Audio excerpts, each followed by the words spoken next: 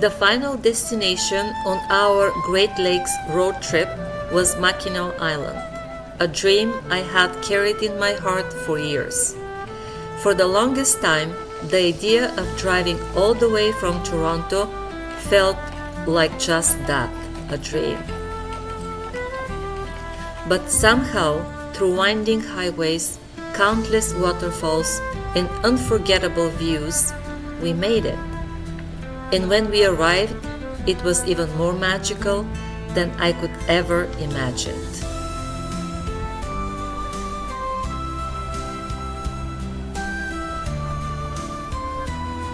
In this video, I will take you with me past the bustle of the ferry docks and into a place where time slows down. We'll wander through streets lined with colorful Victorian architecture, admire spectacular gardens bursting with blooms, and feel the gentle clip-clop of horses instead of the rumble of cars. We'll stroll the lakeshore, watch sailboats drift lazy by, and soak in sunsets that paint the water gold.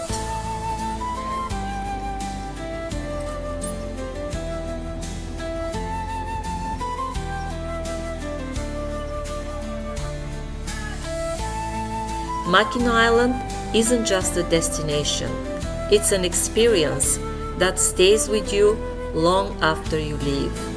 And today, I'm inviting you to come along and see why this island has captured my heart forever.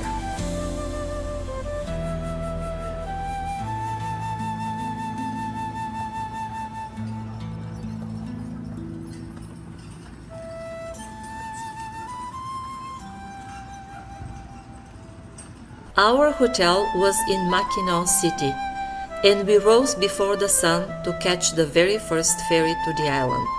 The sunrise that morning was nothing short of breathtaking, painting the sky with hues that made the stillness of the empty streets even more beautiful.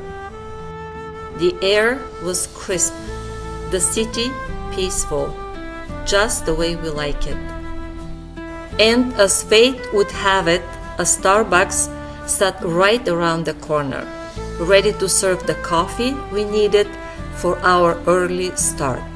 We chose Shepler's Ferry Line. In August, the first departure is at 7:30 a.m. The tickets are $38 per person, perhaps a little bit steep for a short ride, but worth every single penny. In just 15-20 minutes, we were there. The first thing you notice, there are no motorized vehicles on Mackinac Island. Time here flows differently. Horses pull elegant carriages, bicycles line the streets, and footsteps echo softly on cobblestone. You can move around by foot, it is possible, or if you wish, you could even ride a horse.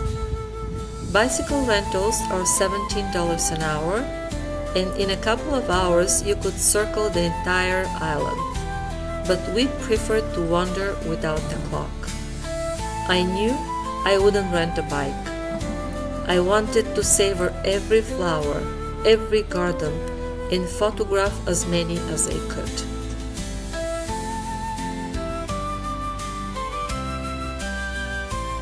Our first stop was Arch Rock.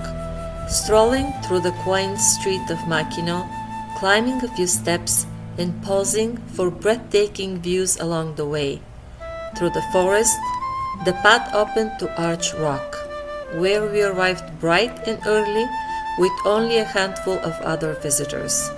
A quiet, peaceful moment in a place where nature speaks in grandeur.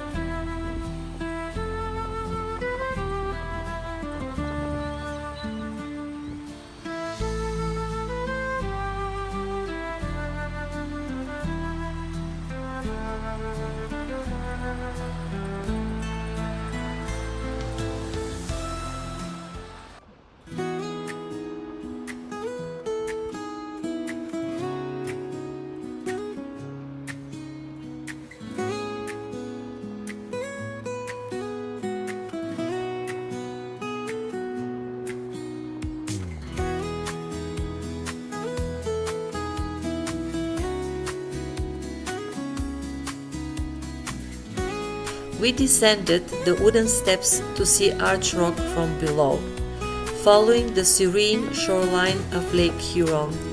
The water shimmered and the air felt fresh, and every view seemed hand-painted just for us.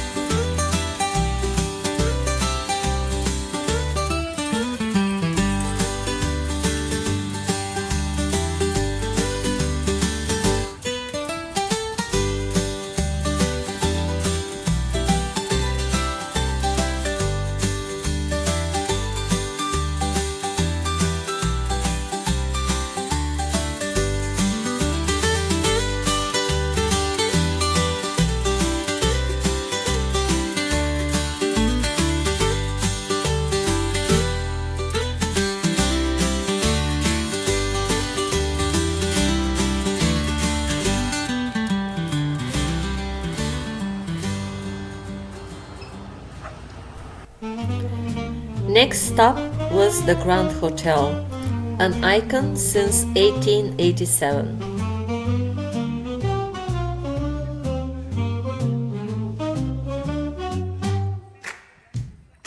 Built in only 3 months, this 138-year-old masterpiece is more than a building.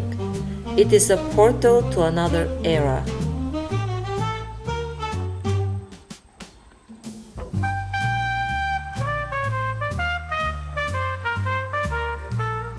The gardens are breathtaking, thousands upon thousands of blooms in every imaginable color, swaying in the breeze as if they knew they were part of something extraordinary.